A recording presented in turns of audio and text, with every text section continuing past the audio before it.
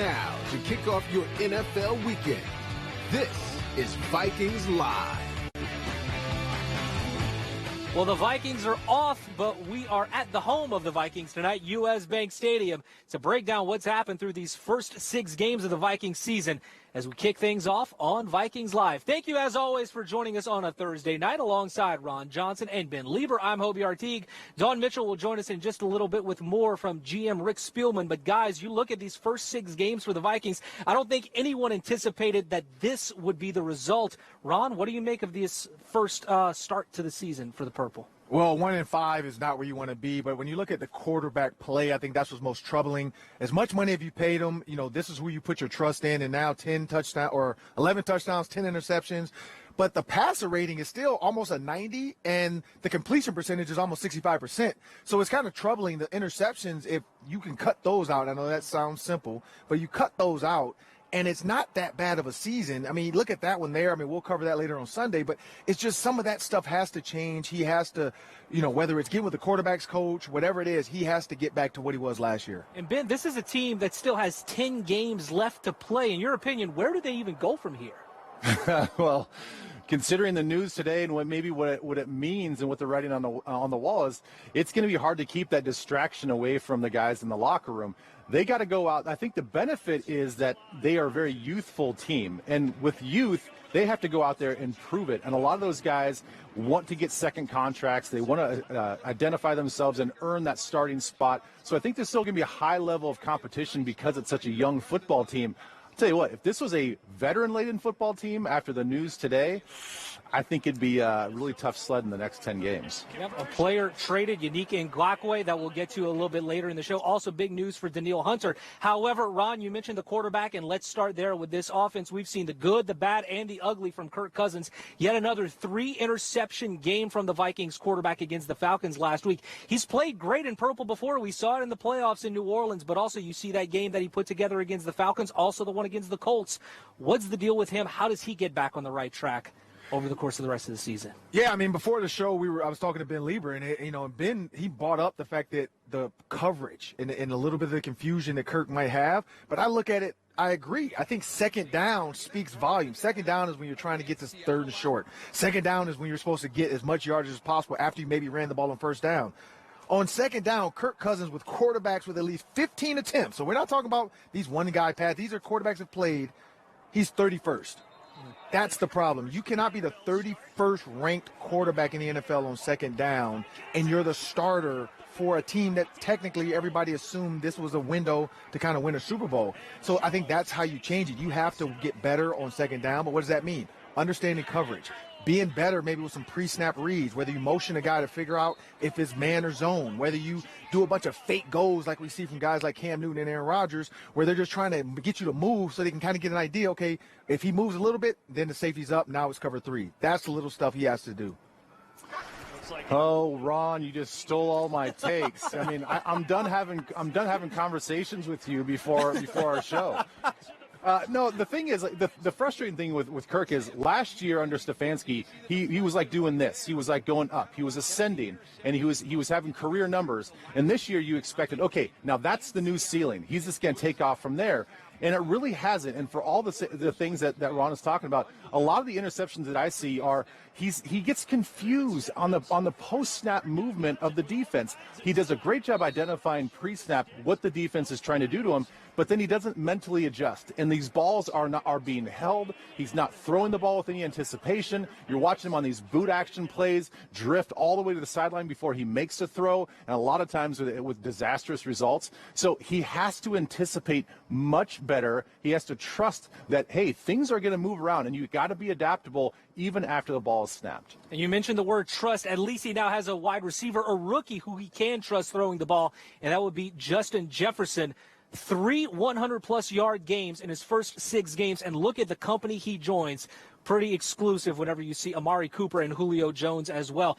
Of course, Jefferson's a first-round pick. You expect him to perform, but Ron, is he picking things up a little bit more quickly than you originally anticipated? Definitely. I think everybody thinks there's going to be a little bit of a drop-off, but the thing about Justin Jefferson, he's in a perfect situation where early on, none of these receivers in front of him were doing anything to push him out of that spot. So when he got in there, he was ready. He knew what he can do. But Kirk Cousins had faith in him, and I think that's the big thing. But he showed a huge patience. When you look at the double moves, a lot of rookies want to rush those routes, stair-stepping on deep overs. What that does, if you take one step at the safety, that just forces that safety to pause a little bit, that you might run a go, and then keep running over. That way you're not getting blown up. So all that the little parts of the game, and he mentioned that he's learning from some of these older guys. Adam Thielen is teaching him how to be a great receiver.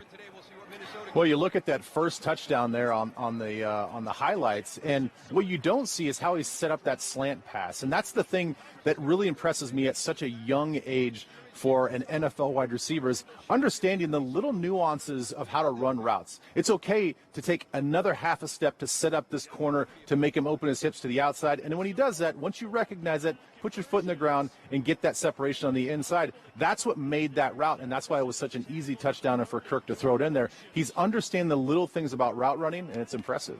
Also, the Vikings defense has had an up and down start to the season. You look at the game against Seattle, you look at what happened against the Falcons, but now even more bad news. Reports that Danielle Hunter will not be playing in the 2020 season due to surgery on his neck with a herniated disc.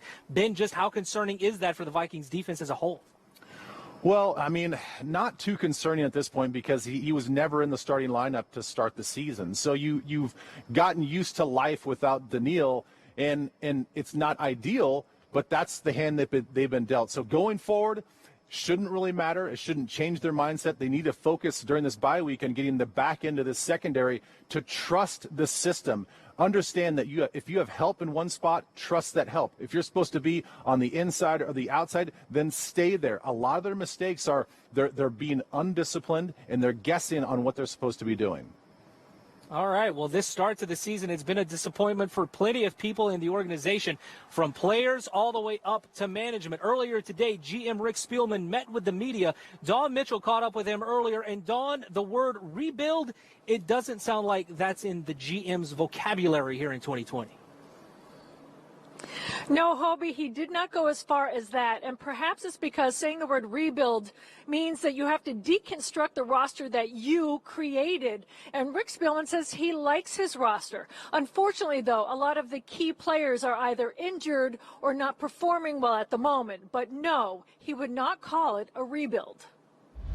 When you have probably, if not the best, one of the top running backs in the league, and what a special playmaker he is, so I don't know if you call that a rebuild or not. Rick Spielman says he likes the talent on his roster and pointed out the positives. Receivers like Justin Jefferson and Adam Thielen, tight end Irv Smith Jr., and of course how well Dalvin Cook was doing before his injury. But the reality of all of the injuries, from Cook to Danielle Hunter down to Anthony Barr in the linebacking core, leaves this season to be more of a learning and improving curve from here. To lose three linebackers, two of them before the season even starts, that's kind of hard to predict. Gideon and Cam Smith with the heart surgery. So you're scrambling a little bit, trying to fill voids as best you can. But best you can doesn't translate into rebuilding in the Vikings mindset. It's to balance out long-term goals and short-term goals, trying to win now and look to the future. I still think we have a very talented team. We have a lot of talent on this roster. I know, the situation that came up today in the trade gave us an opportunity to look long-term and to add some more draft picks as we continue to build this roster. But also from the short-term standpoint, I'm excited to see where this team continues to grow. In addition to patience with youth and injuries, there's also been the problem of Kirk Cousins' turnovers and poor decision-making. Spielman says no one in the organization has given up on Cousins, and they expect him to be better. The next few games will prove to be telling. As we move forward into the season, we still have 10 games left and a lot of football left. And no one here in this organization thinks that the season's over right now. So short-term goal, go to Green Bay and hope the team that showed up in Seattle and not here last week against the Falcons is the team that plays the Packers. Back to you. All right, Dawn, thank you very much. We mentioned it earlier in the show, Yannick Ngakoue getting traded to the Ravens. What do you make of this trade, Ron? sending a guy that has 5 sacks already this year, your premier pass rusher, to a different team.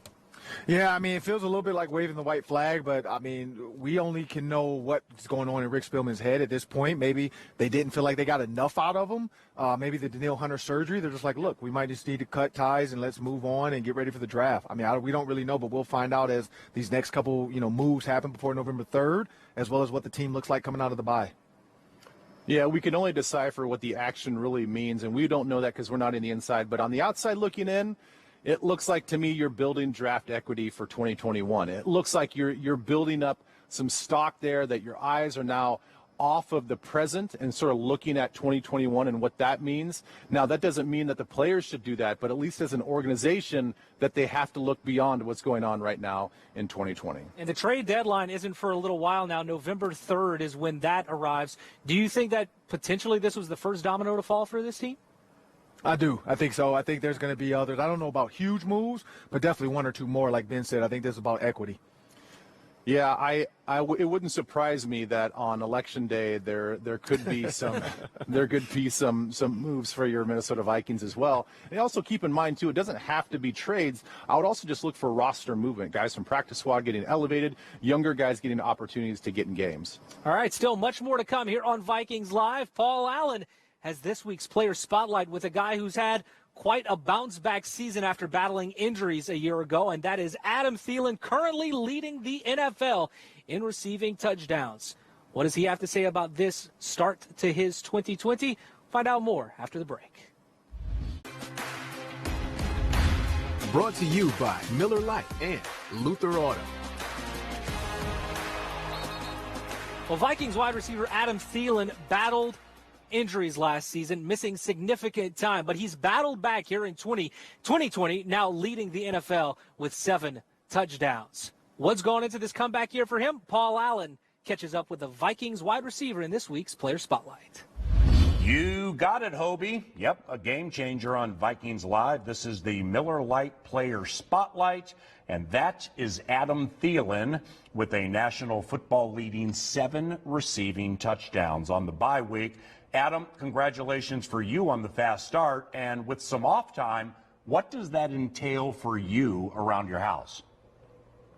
Well, it's a full-time dad mode. Try to give my wife a break, spend as much time as a family and together as possible. So I'm excited about that, just to get my mind refreshed, body refreshed, and get ready to go for the rest of the season. And I'm glad you said that, because it's not just the 1-5 or where you are right now, but through everything, man, the pandemic out of nowhere, virtual for weeks, short training camp, into the season with no preseason games, and then a 1-5 start. Mentally, that could be really tough, right? It can be if you don't have the right people around you. If you're not strong and have a foundation in something that's bigger than yourself. I think with the team we have, the locker room we have, the guys we have, it's actually not as hard as you would think, just because we have so many great guys that understand that, hey, there's nothing we can do about it right now. Yeah, are we disappointed? Are we angry? Do we wish there was different? Yes, but at the end of the day, we can't change that, and we're going to continue to just do our best to try to get this thing back on track. Now, earlier this season, when the Tennessee Titans were in town and they left, and you heard that they had been bitten by the virus, when you initially heard that, knowing you guys played them, what were you thinking initially? Well, honestly, not much. Just trying to, stand by and hear what that was going to do, what that was going to change for us as far as schedule and what we have to do as from a testing perspective and protocols, all that. So, again, you can't really control any of this. So for us, it's just kind of stand by and figure out what we need to do to get to game day and to try to prepare the best we can to play the game, which right now there's so much outside factors, but it is what it is. Everybody's dealing with it, and you have to find a way to get around that. And it's been very difficult for defenses to control Adam Thielen during games with those 7 TDs. But see, that I know it's difficult for you to think about, or even for me to talk about with you, your fast start. when the team is 1-5 and you're a team guy first. So, like, how are you handling that still with 10 games to go? Yeah, just trying to control what I can control, number one. Trying to be the best leader I can possibly be, the best resource for anybody on our team, to try to help this team turn around and try to win games. Like you said, it doesn't really matter what you're doing individually. When you're losing, it's not fun. It really stinks. And it sometimes tends to take the joy out of it. That's something that I've really tried to show to my teammates, to myself every single day, is that this isn't going to steal my joy. I'm going to still be the same guy. I'm going to be me, and I'm going to try to be the best, guy off the field, on the field as I can possibly be. And that's all I can control, and that's what I'm going to do. Rookie wide receiver Justin Jefferson, he brings joy, and he's another light in this storm. And I know because we've had him on the show, and he credited you for some things to help expedite his process. But when you see Justin, what do you like about the way he plays at this early stage of his career and with no preseason games? Yeah, like you said, he brings joy. Just the way that he competes, the way that he has fun, the way that he really just comes into this building with a smile on his face. Gives me a dap, every time he sees me, and the way he works. It's just it's fun guy to be a part of that, and it's fun to be a part of that with him, and also just the success he's had. You wish success on people that are professional like he is. So I'm excited to see what he can do moving forward to continue to help this team win. And what excites us in closing is Jefferson, Thielen, Dalvin Cook. For many years. I mean, that sounds fun, doesn't it? Yeah, absolutely. I mean, how fun is it for me to go to work with these guys? Not only phenomenal football players. I mean, Delvin and Justin and so many others on this offense, on this team are such great football players. But more importantly, they're fun teammates. They keep it light, they keep it fun. They grind, they go to work, and it's just a pleasure to be able to go to work. I tend to say it a lot in the huddle is, man, I love going to work with you guys, and I truly mean it, because it really is just a pleasure and fun to go to battle with these guys, even when we're losing, which usually isn't very fun. But we'll find a way to turn this thing around. Hey, no doubt about that, buddy. Thanks for joining the show. What a wonderful MV3 that will be as we head into the Green Bay game. Go be Green Bay. Hobie, Adam Thielen, Miller Lite Player Spotlight. Thielen last year missed six games due to injuries. This year he's having quite a start. Ron, what do you make of his opening to 2020? Well, he's the premier guy, so now there's no who is it, him or Diggs, it's him. So he's always been good. He's just continuing on in that pace, and he's actually being the leader as well. He's mentioned that as far as helping Justin Jefferson out. What I appreciate about him more than anything else is he's always willing to make the tough catches. We kind of know his injury history. I mean, heck, right out here when he fell on the ground and it looks like he just knocked the wind out of himself, I'm like, oh, no, here we go again. He's going to be injured. But he's always willing to go up and make the tough catches in traffic, all that stuff. Mad respect for him. All right, well, some sad news to report tonight. Former Vikings linebacker Matt Blair has passed away. Blair was named to 6 consecutive Pro Bowls during his 12 NFL seasons and ranks second in team history with 1,452 tackles. Blair was named to the Vikings Ring of Honor back in the 2012 season. Our condolences go out to his family. Matt Blair was 70 years old. Back to Vikings Live. Brought to you by Miller Lite and Luther Auto. Kansas City. Time now for our Vikings keys to victory. And the Vikings do not have a game this weekend with the bye week. But, Ron, your key for these Vikings as they try to reset things with 10 games still to go. Well, get healthy, but then fix the fixable. I mean, whatever you need to do, watch film and then figure it out. Fix it, whether it's defensively where you're lining up or offensively where they're lining up. Either way, fix it. Yeah, and I'm going to go with the old take, give. Obviously, you don't want to keep giving the ball away, but defensively, start taking some risks, man. Like, if the running back's running and guys are being held up, start stripping the ball out. If you feel like you can jump a route, then jump the route. I mean, if they give up a touchdown, so be it. I don't think that we can be in much of a worse spot. Right now, we are -7 in the take, give. We're tied for 31st in the NFL. That's got to get better. All right. Thursday Night Football's tonight. And we have a contest for you on the Fox Bet Super 6 app, which you can download right now by scanning that QR code on your screen. You have a chance to win $25,000 in the TNF Challenge for Thursday Night Football. Answer 6 questions, and you can be entered to win while watching the Eagles and Giants. Fox Bet Super 6 was developed by a division of Flutter Entertainment in partnership with Fox Sports, a unit of the Fox Corporation. And guys, at this point of the year, I bet the Vikings wish that they were playing in the NFC East tonight. A matchup of two teams with only one win in the column right now as the Giants travel to Philly to take on the Eagles. Philly starting to turn things around a little bit. Maybe the Giants, too. Who do you like in this game tonight, guys? I'm going with the Eagles just because I have to pick somebody. So somebody's got to win. Somebody's got to win. Well, maybe not. They might tie again. I'm going to go with the Eagles as well. I mean, both teams have been decimated with superstar injuries, but I think their offense has just kind of ran into a buzzsaw. They've had 25 points in the last 3 games, but they played the 49ers, the Ravens, and the Steelers, some pretty good defenses. So they have the ability to score some points. I think they do enough tonight to win. And I'm with you guys on the Eagles as well. Carson Wentz, he has gotten a lot of grief in the 2020 season. Now's his time to start potentially turning things around. All right, we're all taking the Eagles. Giants, sorry about that. That'll do it for tonight on Vikings Live alongside Ron Johnson and Ben Lieber. I'm Hobie Artigue. Have a great night, everyone. Enjoy Thursday Night Football, but be sure to join us right here on Fox 9 for Vikings Game Day Live on Sunday morning at 10 a.m. and also Vikings post game tonight at 10:35 on Sunday night. Ron Johnson's going to be back for that one. So as we break down this bye week a little bit more. Enjoy Thursday Night Football.